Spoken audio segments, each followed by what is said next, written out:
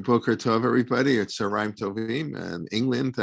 Just before I forget, and I was mentioning yesterday, and that's why I emailed Dr. Lindsey. Next week, Shir will be at 11 a.m. Eastern time, but it will be only 3 o'clock in England. The UK and Israel are changing the clock this Saturday night. Those of us in North America only next Saturday night. But this class will be at the same time. I'm not 100% sure on some of the on Shuli Mission's class. I don't want to bother her today since her son is getting married, and ask her if we will be at 11 or 12, but whatever, we'll let you know. But this week all the times are regular. We're still on regular time. But for next week, but this class will still be at 11 a.m. Eastern, 3 p.m. in London, England. And from London, England, we welcome Rabba Dr. Lindsey Taylor-Guthartz for part 2 of our 7-part series on Septuagint, and we're looking forward to translations, so we can do some of the shir in Hebrew, maybe translate some of the shir into Hebrew. Okay, Bakasha, let's get started. Thanks so much. Right, so last week we were quite theoretical in some ways, and we talked about the need for translation and different types of translation and problems of translation. And we're now going to get stuck into the history of Bible translation, because there's 2,000 years plus of it, which is quite amazing, actually. And the Septuagint, the Greek language version of the Bible, was the very first translation of the Bible, as far as we know. So that makes it really important to look at. And it was also important for other reasons. It was one of the great translation projects of the ancient world. It was the first major translation from an Oriental language, a Semitic language, into Greek and into European language. And as we said, it's the first written translation of the Bible. So it's a first in many, many ways. And because of that, Septuagint studies are still very lively. There's a whole band of people out there who, they do it for a living. The Septuagint itself has a rather distinguished pedigree because it was commissioned by a king, the Pharaoh of Egypt, no less, and we'll talk about that. And it was the product of the Greek-speaking Jewish community of Egypt. And that's an amazing community all by itself. I could do you a whole session just on the Greek-speaking community of Egypt. And it's an old community, really, really old. It probably goes back to the time of King Manasseh in the 7th century BCE. And we know this from archaeological excavations at the island of Elephantine, which is right down the very, very, very south, so quite near the Aswan Dam. And there they excavated some time ago a whole cache of legal documents and letters that were written in Aramaic. And they provided evidence of a whole little colony of Jews who lived on that little island, which is wild when you think about it, right down the bottom of Egypt. They were the successors and descendants of Jewish mercenaries who had settled there. They, paid a certain amount of money by Pharaoh to come and fight for him, and they did. They were a frontier garrison, and they were there actually during the time that the Persians controlled Egypt, and seemed to have been established roughly 650 BCE at the time King Manasseh was ruling back home. And they actually assisted Pharaoh Psammetichus I when he had a little campaign south into Nubia, today's Sudan. And we won't go too much into their religious system, because by today's standards, they were a little bit on the iffy side, shall we say, in their monotheism. But that is a whole new fascinating subject of it on its own. And the documents themselves date from about 495 BCE down to 399 BCE. So we've got a century, almost 2 centuries of this fascinating community. Who else was there in Egypt? How else did the Jews get there? Well, after the temple fell in 586 BCE, when the Babylonians invaded, we know, again from Tanakh, that a whole load of Jews rushed down to Egypt, the rival superpower, to be out of the reach of the Babylonians. And in fact, we even know that the prophet Jeremiah was taken down there against his will and seems to have ended his days in Egypt. And by the 3rd century, all this sort of these influxes from the land of Israel for mercenary reasons or refugee reasons had created quite a sizable community. And there they settled particularly, I imagine there were incentives in the new city of Alexandria, right on the coast, other end of Egypt, right on the Mediterranean coast. That was founded by Alexander the Great when he conquered Egypt in 332 BCE. And The Jews were presumably invited in. They were given a separate section to live in. It was their own little Jewish town within Alexandria. There were 5 districts of the city, and the Jews lived in 2 Can you of get them. me a water? A water from the little People who just mute themselves if they're just coming on, that would be good. Thanks. So the Alexandrian Jews had a really high degree of independence and cultural independence as well. Jews elsewhere in the Roman Empire, as we segue into Roman times, formed private societies for religious purposes, like many other religions did, or they become a corporation of foreigners, like, for instance, the Phoenicians did that in various places. But here in Alexandria, they seem to have been what was called a polytuma, a little independent political community that made their own rules and did their own taxation, quite possibly. And they lived there along with what were known as the Greeks, who may not all have been that Greek, but certainly spoke Greek. And the Egyptian Jews spoke Greek too. And they seem to have lost their knowledge of Hebrew. We don't really hear, it's not even clear that the leading figures of the community really knew Hebrew. And they seem to have used Greek when they prayed as well. Now, it was a huge community. There have been estimates as high as 1 million. Who knows? It's very, very difficult to get figures for that time. Maybe it was later, I don't know. And they were very self-sufficient. They even had their own temple, or their own version of a temple, at a little city called Leontopolis, somewhere away from Alexandria. And they had a line of high priests who all descended from an ex-high priest from Jerusalem, Onias IV. He had been high priest at the Jerusalem temple, and then he had a little, I don't know, argument and got deposed. And when somebody else was put in the position in his place, he got in a big huff and he went off to Egypt. And there he presided over this creation of a rival temple with the permission of Pharaoh. This is about 154 BCE. And that Leontopolis temple was modeled on the temple of Jerusalem. We have no archaeological remains of it. Maybe someday somebody will find it or look for it. And we don't know much about it. But that's just fascinating, because I don't think there's anywhere else in the Jewish world where people set up an alternative version of the temple. So as far as we know, that's unique. Now you can imagine this didn't go down well back home in Jerusalem. So the Jewish community of the land of Israel actually really didn't have much to do with the Egyptian community. There was communication, but they seem to have developed in quite different ways. I'm seeing some preferences for the transcript. I don't think I can turn it off. I think you have to do that individually, so I'm sorry about that. But... No, I already mentioned that. Anybody wants to turn off the transcript, do it individually. It helps some people, and therefore when somebody asks to put it on, we always put it on. I should probably do it automatically. Those who don't want to see it, turn it off yourself on the more button. But so it's really up to you. That way you can have sort of, I want to say, the best of both worlds. But okay, hope that's clear. Thank you. Fantastic, thanks. So yes, there was this possibly gradual drawing away, and of course communication was very hard back then. You can imagine that no postal system. People had to actually go up, go down to communicate, and as the generations go on, people forget the cousins, and there's not so many reasons. And so the Egyptian Jewish community seems to have developed its own complete Jewish civilization, which is quite alien to us because it didn't survive. It obviously wasn't alien to them. As we said, they spoke Greek. Well, that was a bit weird to the people back home who mostly spoke Aramaic by this period. We're talking, last couple of centuries BCE and first century CE. And that linguistic difference would have made problems. The temple authorities didn't seem to control this rival community. As I said, they had their own temple. Later on, when rabbis developed, the rabbis don't have any interest in or authority in the Egyptian community. And they are in some ways very Hellenized. Their particular brand of Judaism was very much a fusion with contemporary Hellenistic culture. They felt themselves very different from their Greek neighbors in Alexandria, and there were frequent riots, but they were culturally not so different from the people around them in many, many ways. What do we know and how do we know about them?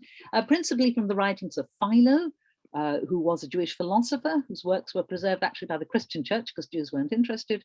He lived about 20 BCE to about 50 CE, so in terms of general Jewish history in the Tannaitic period, the period roughly the same time as Hillel and Shammai, actually. And we have about 60 or 70 books by him, all preserved by Christians, in Greek. He wrote in Greek. There's a huge academic debate as did Philo actually understand Hebrew or not, and there's not really very much evidence he did. And that whole community, this vast, flourishing community that was doing all sorts of creative stuff. There were Jewish plays. There was a Jewish playwright called Ezekiel the Tragedian. We have a couple of lines left that are quoted in other works of the time. So this whole culture disappeared. And you might say, why? Well, a very, very major episode was the huge Jewish revolt of 115 to 117 CE, which were a little bit vague as to why that started. There are different theories. It wasn't well documented. And a huge proportion of the Jews in Egypt were massacred at that time. The Jews in Alexandria seem to have risen up in revolt and wiped out many of their Greek neighbors, and then the Emperor Trajan's army squashed them. So this seemed to lead to a gradual decline of these Greek-speaking communities of Egypt, and actually along the Mediterranean shore into what is now Libya and so on. And they declined enormously after that time. And because they weren't linked to the culture that survived, which was the culture of the land of Israel, and because they wrote in Greek, which Jews didn't really speak as a language elsewhere, their culture disappeared. And the traces, as I say, that we have of it are mostly preserved in the Christian world. But something that did survive is the Septuagint. This is the community that produced the Septuagint. So that's given you a little idea of why anyone might want a Greek translation. The answer is because that was a Greek-speaking community and Hebrew had declined so much, it was just not of interest to them. And the Septuagint seems to have started, it wasn't all done at one time, but it seems the process, if you like, the Septuagint project started in about the 3rd century BCE. And we have an early source about this translation, not contemporary, but a little bit later. It's called the Letter of Aristeas, and it's a short Greek text from about 150 to 100 BCE, so maybe 100 years after the original start of the translation project. And it seems it pretends, if you like, or it presents itself as a letter from a non-Jew talking about Septuagint. It's almost certainly by a Jewish author, and it's a bit of a propaganda piece that says the Septuagint is a wonderful thing and it's guaranteed by God and we should all respect it, which I suppose might suggest that not everyone did, but it's a bit of special pleading about the origins of the Septuagint. And we'll look at an extract in a moment. But the letter describes how King Ptolemy II, Philadelphus, who was around about 285-ish to 250-ish BCE, commissioned this translation, inspired by his chief librarian, Demetrius, who at the time was trying to assemble a collection of all the great literary works of the entire world in the very famous and enormous library at Alexandria, which was one of the wonders of the ancient world, and came to a sticky end. We don't know when, actually. There are all sorts of theories, but we're not absolutely sure what happened to the great library. It doesn't exist anymore, obviously. And the king took up this idea with enthusiasm. He thought, oh yes, we'll have the Jews' sacred book, why not? And he sent off a request to Jerusalem, and he had a lot of Jewish prisoners at the time. They'd been campaigning against the Seleucid Empire up in our part of the world and had brought back a lot of Jewish prisoners. So he freed them, and he sent off this letter to Jerusalem, and he followed it up with a great big donation, which, as you know, will achieve a lot to the temple. And in response, the high priest chose 6 translators from each tribe, we are told, which is a little odd. We'll discuss why in a moment, giving a total of 72, magical number. And they went down to Egypt, where they were very warmly welcomed. Now, the funny thing here is there weren't 12 tribes anymore. As you probably know, 10 of them disappeared in the year 721 BCE, when the northern kingdom of Israel was attacked by the Assyrians. The capital city, Samaria, was burnt down, and most of those northern Israelites were exiled to what is now Iraq, to Assyria, and they are known as the 10 lost tribes. And it's pretty obvious that ancient people probably couldn't remove an entire nation, and probably there were a lot of peasants left around who nobody cared about. But essentially, the identity of those 10 tribes was lost then. Of the 2 surviving tribes, Judah and Benjamin, in the second kingdom, the kingdom of Judah that survived till the Babylonian invasion of 586. That tribal identity, again, it's not absolutely clear who knew they were Judah and who knew they were Benjamin. So it's a little bit odd that this letter from maybe 150 BCE is talking about 12 tribes, as though everyone knows there are 12 tribes and you could easily find 6 translators from each. Seems unlikely. So that, first of all, might make us a little suspicious about the historical value of this letter. So we're going to have a look at it now. There is the, I hope you can all see the handout. And here it is, as rather old-fashioned translation. I'm sorry, my Greek is not good enough to do it from scratch, so I've relied on a 1913 one. And this is what happened, according to the Letter of Aristeas. The translators get to Egypt, and they meet the king. There he assembled them in a house which had been built upon the seashore of great beauty and in a secluded situation, and invited them to carry out the work of translation, since everything that they needed for the purpose was placed at their disposal. Speaking as an ex-translator, I wouldn't have minded that at all. It sounds like a complete holiday. And wait till you hear the hours they booked. So they set to work comparing their several results and making them agree. That's important because it looks as though it was a collaborative translation. And whatever they agreed upon was suitably copied out under the direction of Demetrius, who you remember was the chief librarian. And the session lasted until the 9th hour. After this, they were set free to minister to their physical needs. Now, I'm not sure what they mean by the 9th hour here, but it's, I think usually you as in the Mishnah, you divided daylight into 12 hours and then the night time into 12 hours, and they varied with the seasons. So if it's the 9th hour, that would be early in the afternoon. So it clearly wasn't a terribly long work day. Everything they wanted was furnished for them on a lavish scale.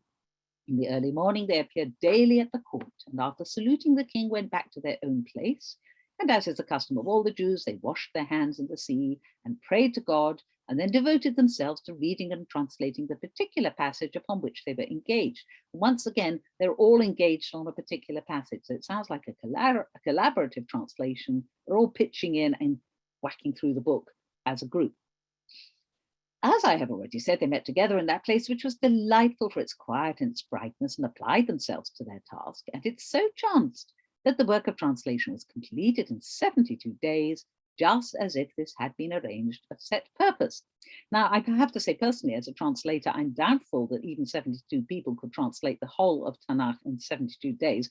Plus, as you know, committees are disputatious, and I cannot imagine that a committee of translators would have agreed on any translation in 72 days. Given the fact there are 72 translators, clearly the numbers here are symbolic. Something is being said here. When the work was completed, Demetrius collected together the Jewish population in the place where the translation had been made and read it over to all in the presence of the translators, who met with a great reception also from the people because of the great benefits which they had conferred upon them by making the translation. They bestowed warm praise on Demetrius too, and urged him to have the whole law transcribed and present a copy to their leaders. After the book had been read, the priests and the elders of the translators and the Jewish community and the leaders of the people stood up and said that since so excellent and sacred and accurate a translation had been made, it was only right that it should remain as it was and no alteration should be made in it. Well, you will not have missed the tone of special pleading there. And again, it sounds as though it was ideal and perfect and everyone was happy. Nobody seems to mind that a non-Jewish king has commissioned a translation at all. That doesn't seem to be a problem. The Jewish community of Egypt seemed terribly happy with it. And later on in the letter, they even go to the lengths of pronouncing a curse on anyone who dares to alter it. So we have this rather idealistic picture of a translation project. I must say I've never known a translation project go like this, but okay. But what it seems to be particularly interested in, this last paragraph about the way it's signed and sealed and certified by priests and elders and translators. And is somebody doing little drawings on it? Oh, don't know where that's come from. And everyone authorizes it and they agree they will never change it. And that perhaps is quite important. Maybe this is what the letter is about the importance. A person called Ellie Strauss. I think it's probably best if you just do it on your own copy than on the main one. Thanks. And it seems to be almost as though it's being certified here. So we don't quite know what the context is of this. Are there alternative translations that are turning up? We might see hints about that later on. Or are people saying that's not the real thing, you have to go back to the Hebrew? What is going on here? Not clear, but somebody is making an enormous effort to make the translation kosher, certified, and the sort of mandatory, the only accepted, authorized, if we want to use that word, translation of the Egyptian Jewish community. And that's quite interesting, that it seems to have become a sort of institution at this point. We're now going to look at some sources that reveal that not everyone was quite as happy with this translation as the author of the Letter of Aristeas, whoever that was. And these are all sources from outside Egypt. So these sources are mostly in Hebrew or Aramaic, and we'll discuss them as they go. So here's the first one, Megillat Ta'anit, which is a document. It's a very early work from about the 1st century CE, maybe. It lists about 35 fast days throughout the year, and this is one that you probably didn't know about, that we don't do anymore. On the 8th of Tevet, there should be a fast day. Why? Because during the rule of King Ptolemy, you know, number not given, and there were about 9 Ptolemies, the Torah was written in Greek, and darkness fell on the world for 3 days. Well, that certainly isn't as upbeat as what we saw in the Letter of Aristeas. It's interesting that here you've got 3 days of darkness as some sort of punishment, which seem to be a mirror image of the 3 days of preparation for the revelation at Mount Sinai. So it's almost an anti-revelation, where there was light when the Torah was given, and thunder and lightning, all the rest of it, and this God-given event. Here you have 3 days of darkness, which implies divine disapproval. So somebody is not happy with it. Plus, if they're making a fast day out of this anniversary, clearly they don't think it's a good thing. So we have our first discordant note. Let's have a look at what the Talmud says, because the Talmud, though much, much later than the Septuagint, a good 500, 600, 700 years later in its final form, it has an echo of the story we saw in the Letter of Aristeas. Rabbi Judah said, when our teachers permitted Greek, they permitted it only for a scroll of the Torah. Now that in itself is pretty interesting, because the rabbis allowed Torah scrolls to be written in Greek. Very odd indeed.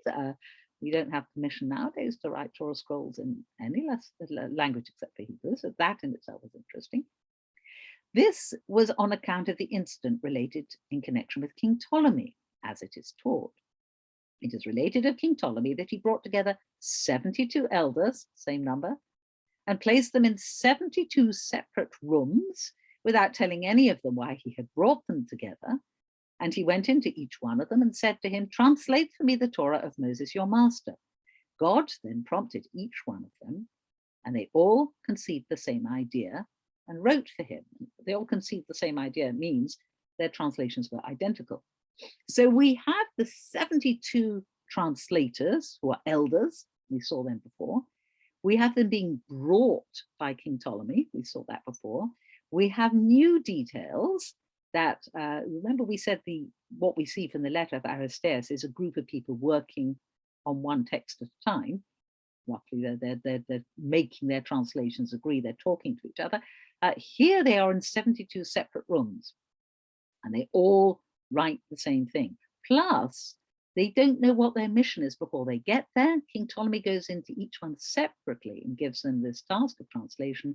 Again, in the Letter of Aristeas, we have a letter sent to the high priest who then dispatches translators who all know what they're there for. So it's been subtly altered. And the way it's been subtly altered actually makes it much more miraculous. Because even though we saw the beginnings of that in the Letter of Aristeas, where it was, oh, they finished the whole job in 72 days, amazing, and there were 72 translators, what an amazing correlation. Here we have 72 independent but identical translations of the Torah, which is clearly even more miraculous. So here, this is quite a positive attitude. The translation of the Torah into Greek is associated with a divine miracle, and it gets special permission. This translation is specially permitted to be written as a Torah scroll. Is this because the rabbis knew that the Greek-speaking Jews of Egypt were using Greek Torah scrolls anyway, and they couldn't do anything about it, so they said, well, we'll permit it? Not sure, not clear at all. But it's quite a positive account there. Very interesting. Let's look at our third text from the land of Israel. And this is from Sophrim. Sophrim is what's called a post-Talmudic tractate, and there are about, I can't remember, 5 or 6 of these. They include material on subjects not dealt with in the Talmud proper, such as the rules for writing Sifrei Torah. That's what Sophrim is largely about, and Tefillin and mezuzah and so on. The laws of mourning are also detailed in tractate Smachot, joys, which is euphemistically called because they don't want to say tractate miseries. So Sophrim is concerned with Torah scrolls. It's a natural place for this story to appear, but look at the date, possibly 8th century CE. So we're now talking 900 to 1,000 years after the actual writing of the Septuagint. And look at the story and how it has morphed again. Once there were 5 elders who wrote the Torah in Greek for King Ptolemy, and that day was as hard for Israel as the day the golden calf was made. But the Torah could in no way be translated adequately. In the Hebrew, that's Shelo hayta haTorah yochela lehitargem kol tzorcha, all its need. In other words, adequately. It could not be translated adequately. According to another story, King Ptolemy gathered together 72 elders, sounds familiar, and placed them into 72 houses without revealing to them why he had summoned them. That's the Talmud story. Then he went to each and every one of them and told them to write for him the Torah of Moses, your teacher. The omnipresent God put wisdom into the heart of each one of them, so that they all became of one mind and wrote him the Torah itself, making 13 changes. He then goes on to talk about the 13 changes, which we haven't got time to look at today. But story 1 is quite different. 5 elders, maybe one for each of the 5 books of the Torah. Greek, yes. King Ptolemy, yes. But the evaluation of this event, it's as hard for Israel as the day the golden calf was made. So it's a bad thing. So we're back to what we saw in Megillat Ta'anit. It's not a favorable thing. They shouldn't have done it. Then we have the second story, which looks like the Talmud story. King Ptolemy, 72 elders, 72 separate houses, doesn't tell them what they're doing. They all write the same thing because it's a divine miracle. And you can see this text is pulling in 2 directions. Story number 2, divine miracle, God approves. Story number 1, it's like the golden calf, God doesn't approve, which is much more like the Megillat Ta'anit one. Why? It is also very extreme, like the day the golden calf was made, like the day the supreme example of idolatry by Israelites happened. You know, what could that be? Why was it so awful to translate the Torah into Greek? And the answer suggested by Professor Aryeh Reich, who's at Bar Ilan, seems to be that phrase, because the Torah couldn't be translated adequately, called tzarka. All translations, as we said, inevitably omit some of the original, or don't capture all the nuances, or have to represent it in a different way, or have to add something to make it comprehensible, or have to be interpreted in some way, shape, or form. And by making a translation, in a way, the translators are making something like an idol. It claims to be the real thing, but it isn't the real thing. It claims to be the source of power and knowledge, but it isn't the source of power and knowledge. It's a poor imitation that will lead people astray. And that sort of is a view, a pessimistic view of translation that is summed up in the very famous Italian phrase, traduttore traditore. Translators are traitors, which is quite well known in the world of translation, this idea that you never get the original. No translation can ever capture the original, or it would be the original, basically. So it's what we might call the pessimistic view of translation. And that seems to be the worry here, that if the Torah is a divine text with infinite layers of meaning, and certainly by the 8th century, you know, midrash, the classic period of midrash is already there. This idea that every letter, every word can be interpreted, Shivim Panim LaTorah, 70 faces of the Torah. So how could you translate that? You'd miss out, probably 69 of the 70 faces of Torah. And so there seems to be a suspicion of the ability of translation to represent the Torah in a true form. Therefore, what it is, any translation is idolatrous. And this probably is the objection that, even if the objection is older than the 8th century, if the objection goes back to what we saw in the 1st century, that probably is why people were objecting to it. It wasn't the Torah. It was a pale imitation. It could never approach being a divine document like the Torah is. There would always be something lacking. So we have here an interesting two-way conversation in religious terms about the value of translation, the difficulty of translation, and the significance of translation. We can see it all the way back in this very, very first translation ever of the Bible. I might just add that in Islam, it's the same sort of idea that from Muslims don't believe you can translate the Quran. So they don't call translations, they call them commentaries. The same word tafsir is used both for translation and for commentary. And that's not the Quran. The only Quran is the one in Arabic. So this seems to reflect that very much that same idea, this negative view. Obviously, the Greek-speaking Jews of Egypt didn't feel that way. They wouldn't have done it in the first place. But non-Greek speakers could allow themselves that luxury of going, no, it's not the real thing. Don't recognize it at all. Okay, so let's go back to what we know about the development of the Septuagint. As we said, that the Torah was the first bit translated, and then gradually the other books of Tanakh were translated over time, including some books that didn't make it into our Tanakh, into the Masoretic text that remained outside, but got pulled into the Septuagint, such as the book of Ben Sira, otherwise known as Ecclesiasticus, which is not the same as Ecclesiastes. So we don't have much information about the process. When was it done? Where was it done? How was it done? But we know it was complete by about 135 BCE, roughly. Okay, so it took several hundred years to do the whole thing. And it was the version of the Bible used by all Greek-speaking Jews right up to modern times. They did use it, though it did go somewhat out of fashion. The rabbis, as we've seen, were pretty critical and a bit suspicious of it. They were pretty suspicious of the Egyptian Jewish community as a whole, as we discussed. And when the gradual, fairly open attitude to sacred books dwindled a bit after the destruction of the temple the second time around in 70, before then we didn't really have much concept of a Tanakh. We've got Torah, everyone knows what Torah is, we're fine. We've got Nevi'im, sort of an open box, and the idea of Ketuvim doesn't actually appear before the 1st century CE. We have evidence of this weirdly from the New Testament, where there's a lot of talk about the Torah and the prophets, never the Torah, the prophets, and the writings. So things like Tehillim, which we have today in Ketuvim, were holy books, but they weren't in a category. It was just, you had the Torah, you had the Tehillim, and you had books of prophets, and it wasn't a closed canon. The canon becomes closed, difficult to date it, 2nd, 3rd century CE. There is some evidence that's in reaction to Christianity, which is developing its own canon of sacred books. And, people are going, well, that's in yours, it's not in mine. And there's a certain hardening of boundaries. And we have evidence in the Mishnah of arguments, notably between Rabbi Akiva, who's, round the Bar Kokhba revolt, 132, 135 CE, arguing, for instance, for the inclusion of Shir HaShirim, Song of Songs.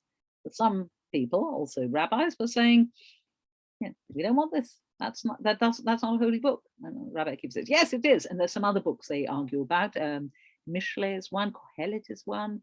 Esther has a little bit of a question over it.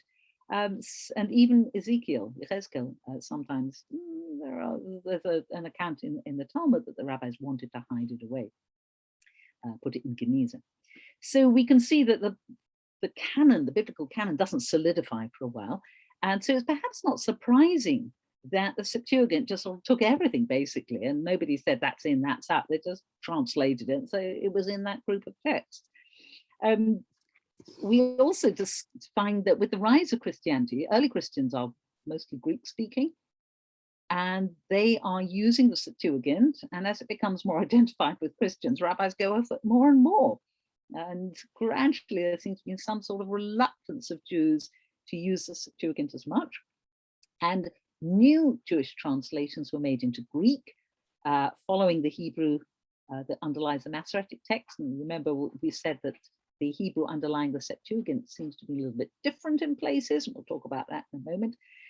And the three most famous translators who we know about from rabbinic texts were Aquila, which means eagle in Latin. He lived in the 2nd century CE.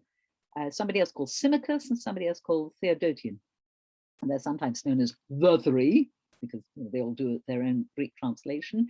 The Septuagint is sometimes called the Old Greek, to distinguish it from these new Greek translations. And gradually, it seems that Christians in particular started viewing the Septuagint as divinely inspired, which may have been another reason that Jews went off it. Because we said already there are some variations.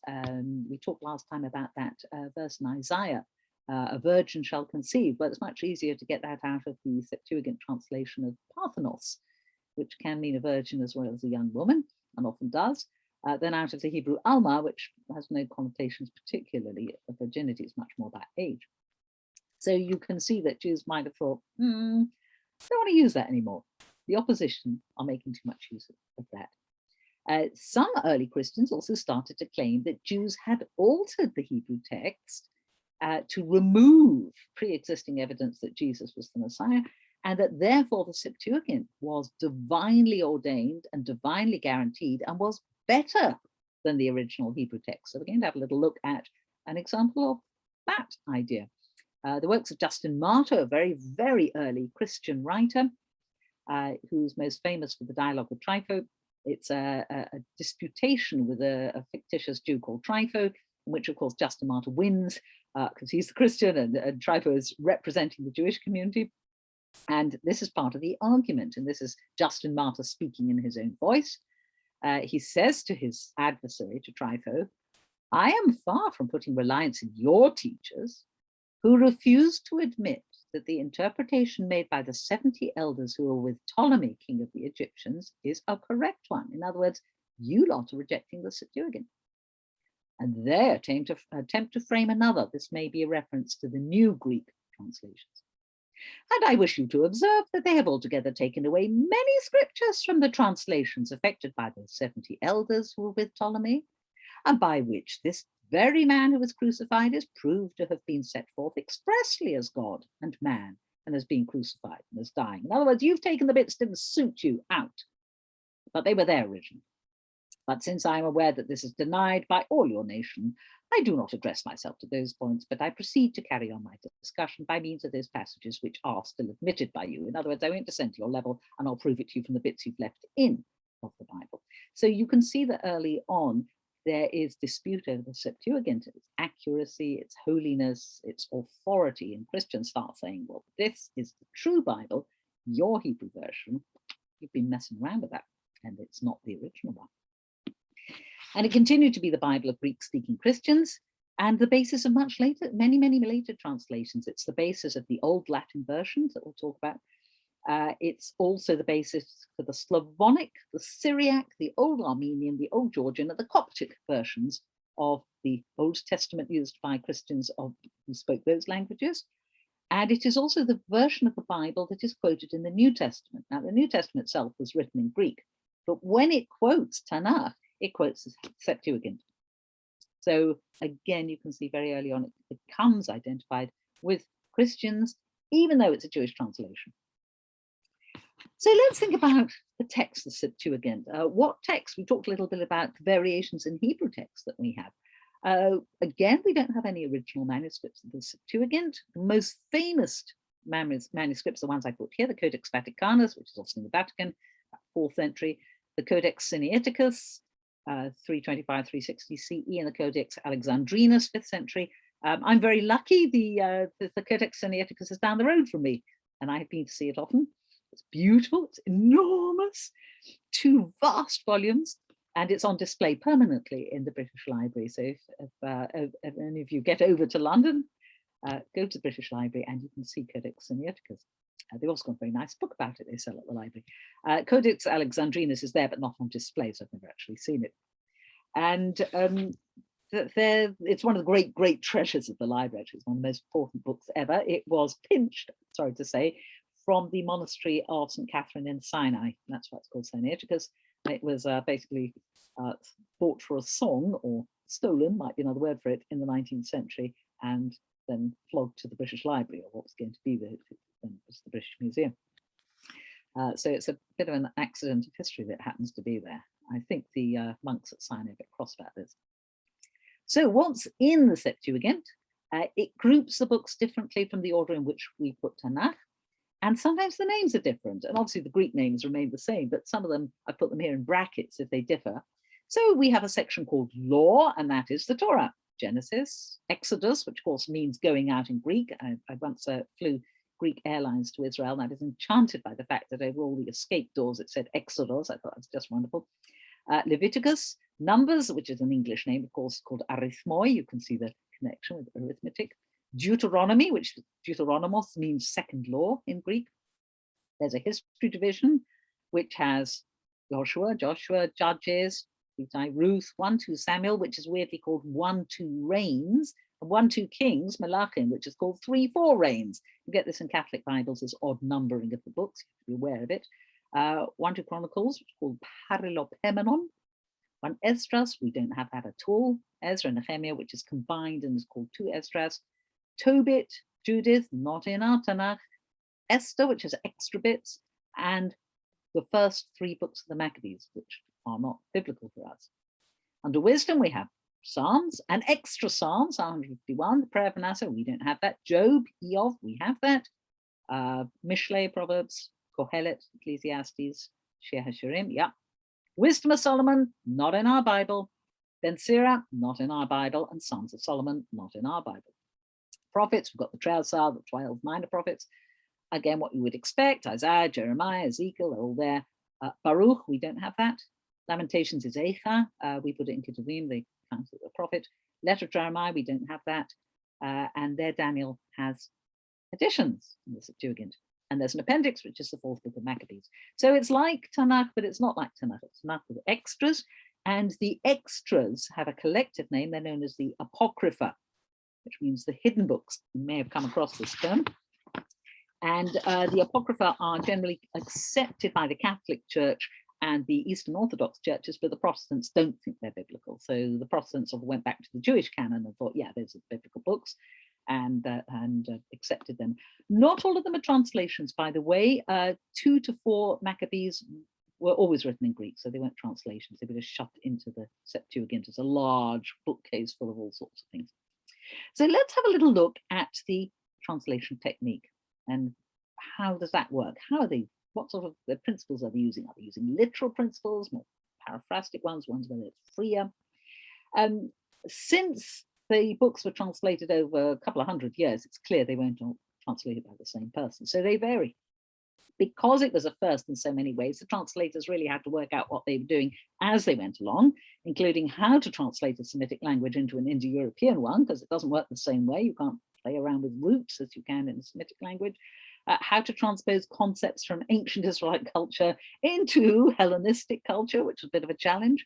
And there were already translations in contemporary Egypt, but they tended to be of 2 kinds. There were literal ones, which were about business and legal matters, and a certain amount of literary works were translated, mostly from Egyptian, and they were very free. They didn't really stick very close to the original. And the Septuagint is mostly somewhere in the middle, but it varies between books. So, for instance, the title of God, Hashem Tzevaot, which we often translate as Lord of Hosts, appears with 3 different translations across the Septuagint. So it's Kurios Pantokrator, Lord Ruler of all, in all the prophets except for Isaiah. It's Kurios Saba'u, which is a Greek version of Tzevaot in Isaiah, as that's a transliteration, not a translation. And it's Kurios ton Dunameon, the Lord of Powers, in all the other books. So there's no consistency inside the Septuagint. And different books have different translation styles. So if you want to look at the literal translation style, it stays very close to the text. You could look at Judges, Shoftim, Tehillim, Kohelet, Eicha, Ezra, Nehemiah, Divrei Hayamim. If you want really free translations that are more paraphrases of the original, you'd go to Eov, Mishle, Proverbs, Isaiah, Daniel, and Esther. And the other books are somewhere in the middle. So you can find everything. You find all these different styles and philosophies, if you like, of translation. For much of it, particularly in the more literal books, is pretty close. So let's have a little look. And we'll go back to Bereshit 1, which we looked at last time. Bereshit bara Elokim et hashamayim v'haaretz.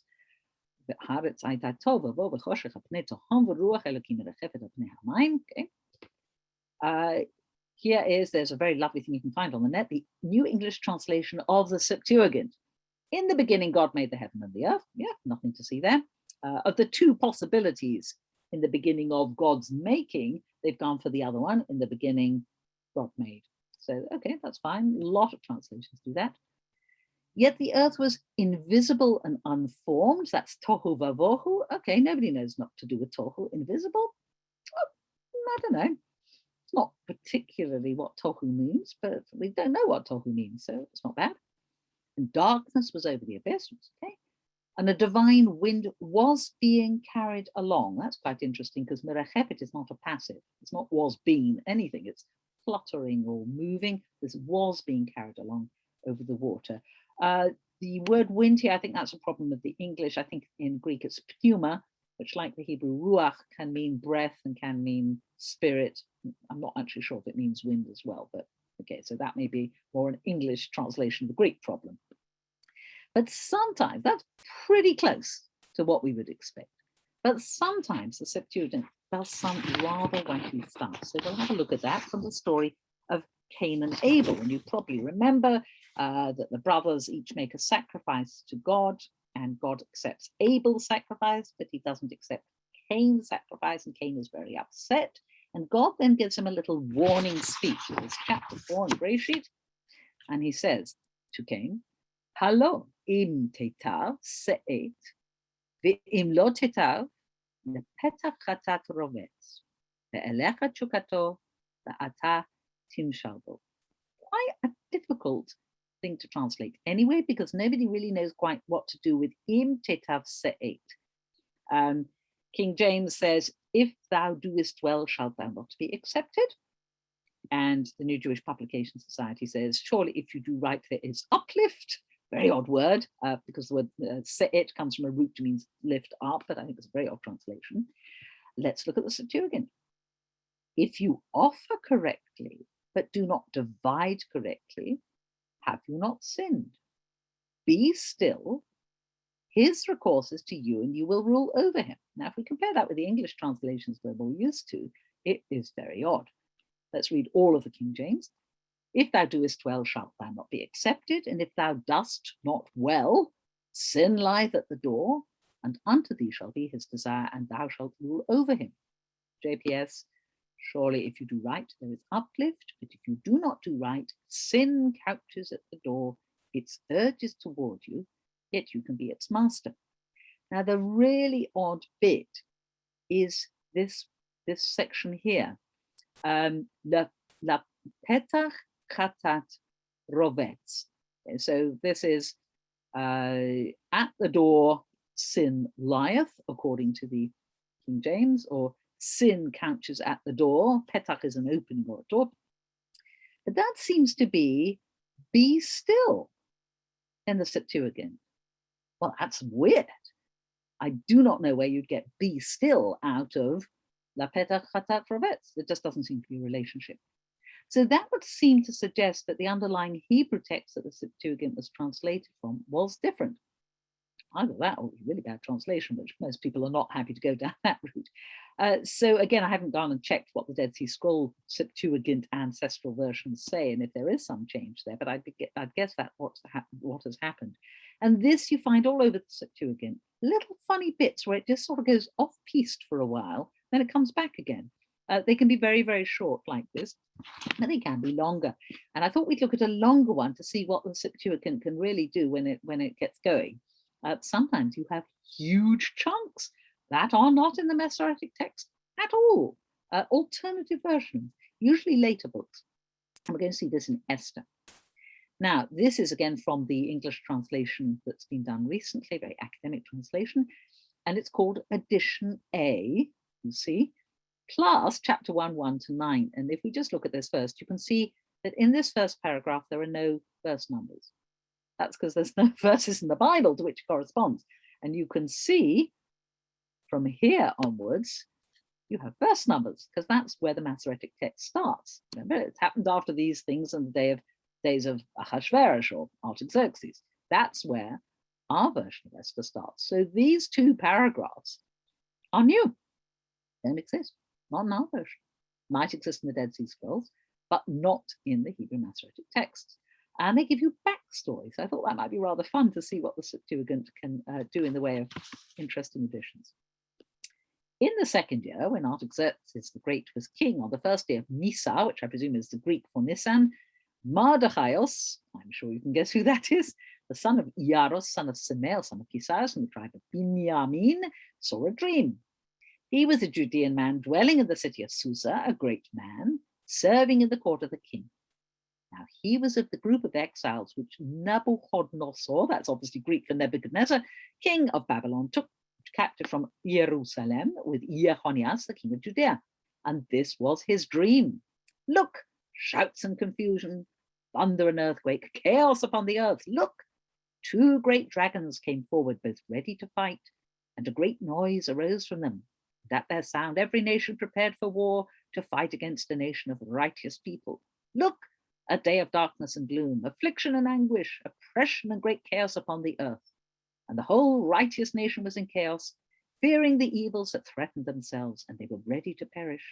Then they cried out to God, and from their cry, as though from a small spring, there came a great river, abundant water.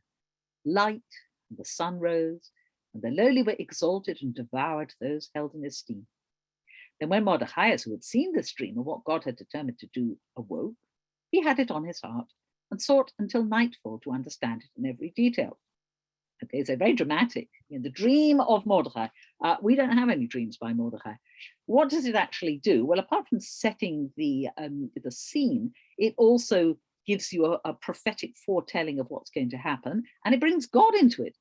And famously, the book of Esther in our version has very, very few references to anything that could be divine. That the name of God does not appear throughout the whole book.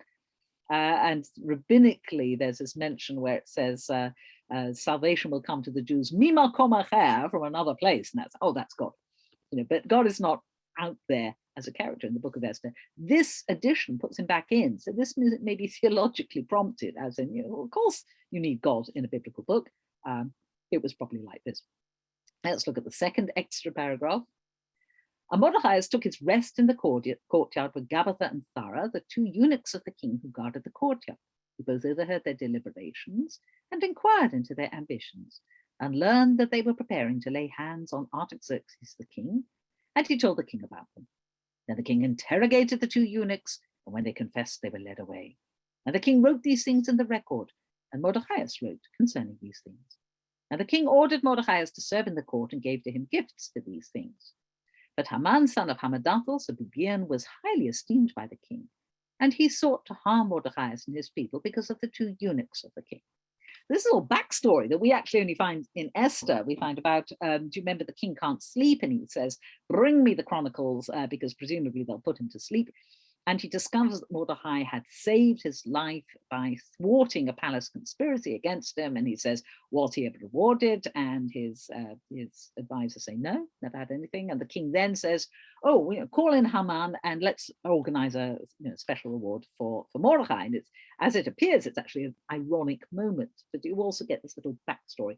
Here, the backstory is taken out, put in front, expanded, and the story, actually, the main story of Esther is somewhat sabotaged because the king gives gifts to Mordecai. And the whole point of the book is he hasn't been rewarded for this saving the king. So it slightly undermines that, but okay. But it gives you the backstory up front. It takes a bit of tension. And then from here, we segue into, now it happened after these things, in the days of Artaxerxes. This Artaxerxes controlled 127 lands from India In those days when King Artaxerxes was enthroned in the city of Susa, in the 3rd year when he was king, he gave a feast for his friends and for the other nations, for those highly esteemed of the Persians and Medes, and for the rulers of the satrapies. It's not 100% the same as our version, but it's pretty close. Okay? What it does here is it tends to elaborate and put in more people and more examples. Some of the differences are quite small. Numbers of days of the feast. Here it says, after the first feast, which was 180 days, he gives a wine party for the nations present in the city for 6 days. If we nip down, here's our version, the New International Translation. Our version has 7 days. So a small difference. But you can see that it's roughly the same, but not exactly. Again, where there's a chance to sort of elaborate on interior furnishings, the Septuagint goes a bit wild. So when we get to the description of the decorations, the courtyard of the house of the king, it had been decorated with linen and cotton curtains hung on cords of linen and purple, attached to gold and silver blocks on pillars of marble and other stones. There were couches of gold and silver on a mosaic pavement of emerald, mother of pearl and marble. There were gossamer throws in many colors embroidered with roses round about. Ours is a little bit faster. The garden had hangings of white and blue linen fastened with cords of white linen and purple material to silver rings on marble pillars. There were couches of gold and silver on a mosaic pavement of porphyry marble, mother of pearl, and costly stones. Done. We're moving on. We want the story. So it tends to elaborate in descriptive things. So these do seem to be later additions, not original, but apparently traditional to some people. It's fascinating that we have 2 versions of the Bible, and we can find this in other places also in the Septuagint. So the version of Jeremiah is actually a bit different also, and has additions that are not found, and the chapters are in a different order too. So it's pretty amazing. I'm just going to sum up and then we'll take some questions. It's a hugely important translation for the history of translation altogether, for the history of Bible translation, for subsequent Bible translation, for the history of Judaism and Christianity. There's so much to say and learn about the Septuagint. It's just fascinating. And if you're interested, I put some stuff on the handout at the end, some references and the sites you can find. It is an evidence for the way early Jews in Egypt understood Tanakh. They didn't have quite the same version as we do, so they probably understood it in somewhat different ways. We see its trajectory from being a very Jewish document to becoming a very Christian document in the course of time. And yes, its influence is still around today. You'll often see it abbreviated as LXX, which is short, it's the Latin numerals for 70. Septuaginta means 70. It used to be called the Septuaginta et duo, the 70 and 2, meaning people who translated it, but it wasn't very catchy. So obviously Septuagint was the name that just ended up. But if you see LXX anyway, it's talking about the Septuagint. It's a fascinating translation, and fascinating for the fact to think there was a whole Jewish community for whom that was the Bible. That was the Bible they knew, that's the Bible they loved, that was the Bible they may have known by heart. It's not quite our Bible, it's an overlap, but there are these little oddities here and there, and sometimes these large bits. The book of Esther in particular has large extra chunks. Okay, so I'm going to stop sharing and let's take some question marks. I think Jay had his hand up first, so do you want to unmute and ask your question? I think it's a very newbie question, but it's clear that Greek was also spoken in Palestine, since the translators are from Palestine. So the question is, what was the scope of Greek speaking in Palestine at the time? And if it was significant there, then why that total cutoff from the Greek community, Jewish community in Alexandria and in Egypt, and Greek speakers in Palestine? That's a great question. Yes, Greek was spoken to some extent. Saul Lieberman wrote a very famous but totally unreadable book called Greek in Palestine, which documented all the evidence. It wasn't ever the majority language. You probably lived in a city if you spoke Greek. Most Jews were rural. Some people would have known Greek because that was what was being spoken in these very Hellenized cities, particularly on the coast. So coastal urban Jews might well have known Greek as well. So it wasn't totally unknown. And actually, there's Greek all over Mishnaic Hebrew. Our word sandal in modern Hebrew, sandal comes from Mishnaic Hebrew sandal, which comes from the Greek sandal. So, actually there's quite a bit of Greek loan words. Sometimes they're slightly unrecognizable, like apikorus is originally a Greek word. Prosbul is originally a Greek word. So yes, Greek left its traces on Hebrew, and it wasn't totally unknown, but it was never holy language. I don't think anyone in the land of Israel thought you could read the Torah in Greek in shul. They did in Egypt. So I think that it was the linguistic factor, but also a cultural factor. The two communities were growing apart. The Greek-speaking Jews of Egypt all lived in a Hellenistic context. They weren't in little villages up in the hills. They were all in Greek towns. So they were much more influenced by their neighbors. A rabbinic movement didn't develop there. And Aramaic was unknown to them, as far as we know. Maybe Hebrew, but not too sure about that. And gradually over time, the two communities grew very, very separate. So I don't think language was the only factor, but it would have been a factor. There was no way people living in the land of Israel were going to think Greek was holy. That was no. But that helps. Just looking at some of the questions in the chat, I can see somebody saying, doesn't somewhat more decentralized Judaism make for a more vibrant one? Well, that's a really good discussion topic. You could stage a discussion, Jay, with both people, people on both sides. That's a really huge question. Two tribes of Joseph, no Levi.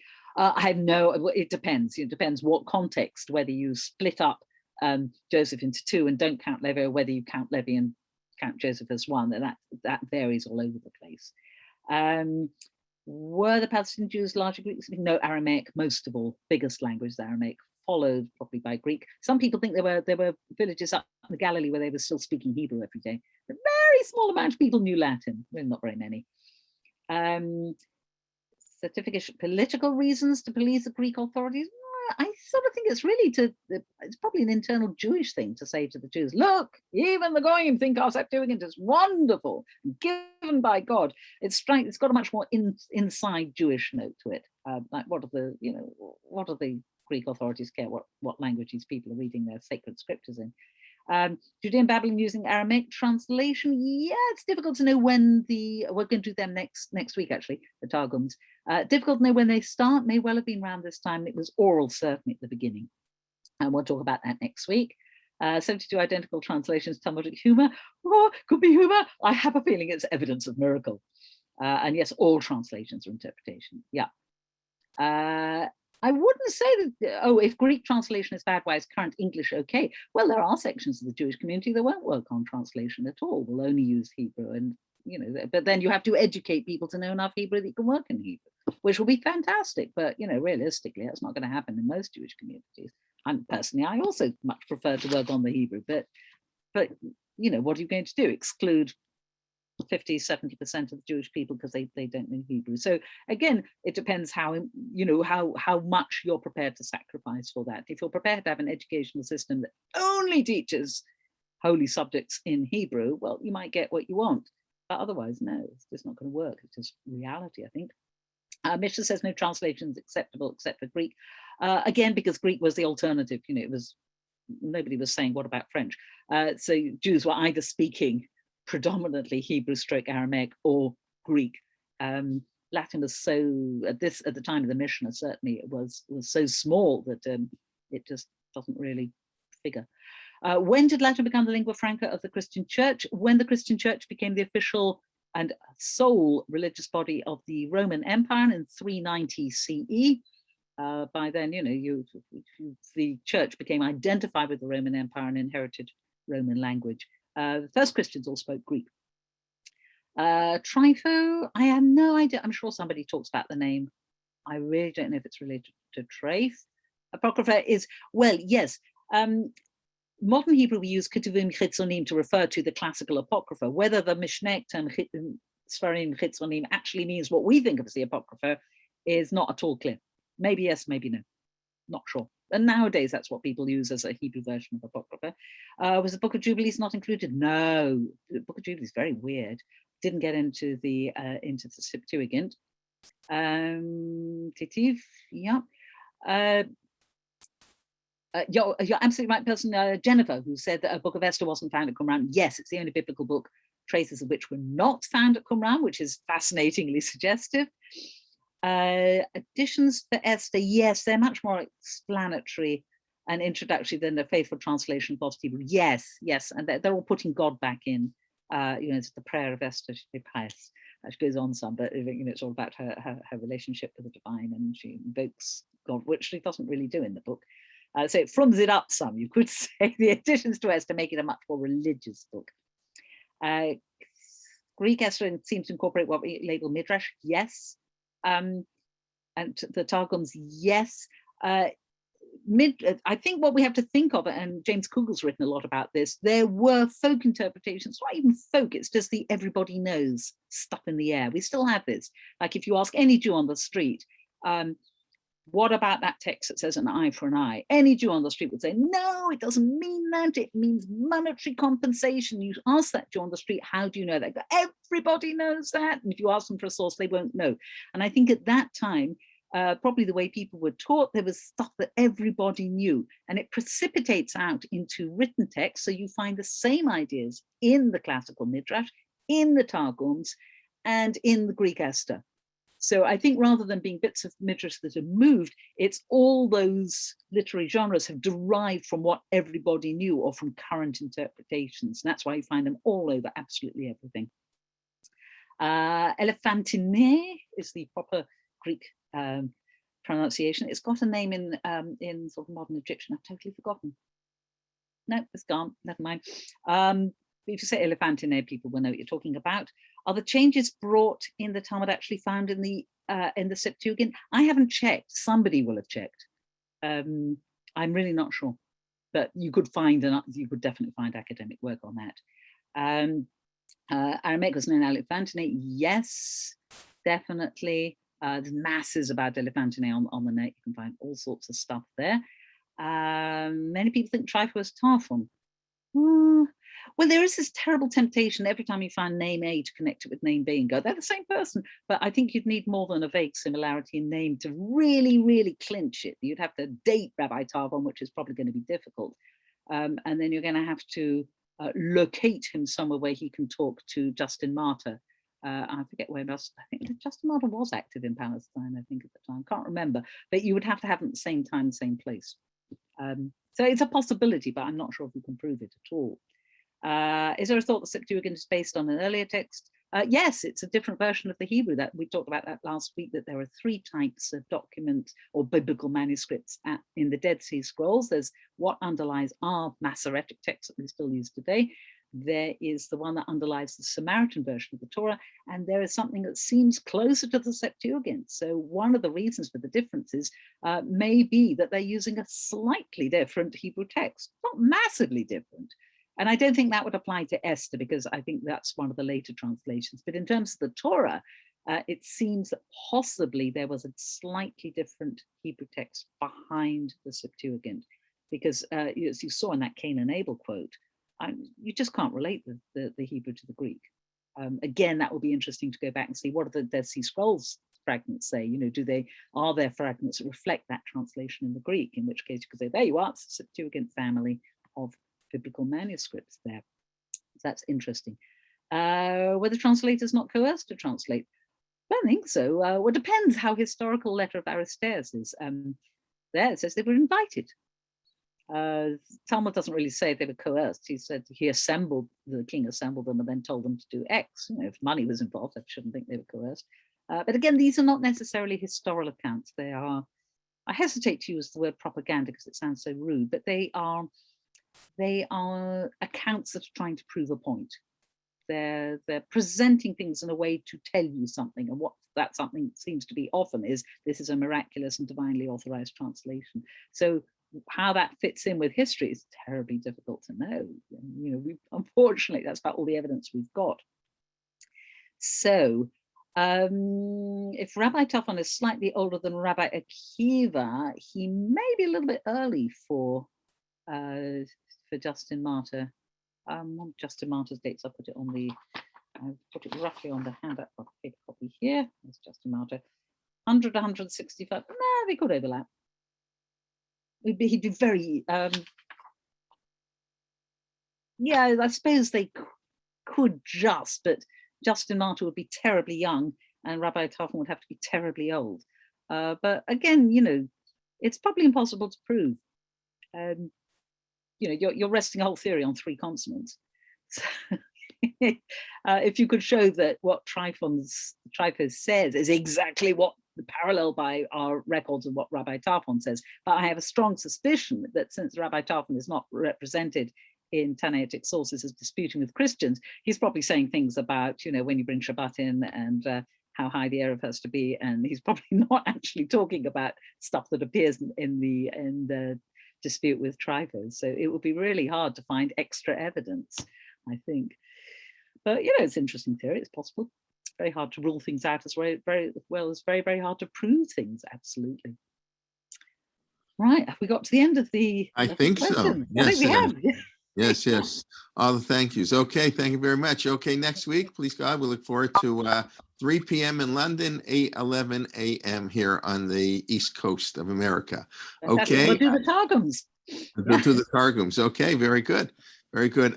This evening, 8:30 Eastern, this week, next week, all weeks. Mark Shapiro continuing his great rabbinic thinker series, Rav Shaul Lieberman. That's tonight at 8:30. Tomorrow, Rachel Sharansky Danziger continuing her series on Genesis and relationships. And Wednesday, Rav Carmel, his Shir Be'ivrit on David HaMelech and the contemporary applications of the Malchut from the Tanakh to our times. That's Bivrit at 1:15 on Wednesday. Wednesday night, of course, Dr. Sokolow continues his series on how Tanakh was put together.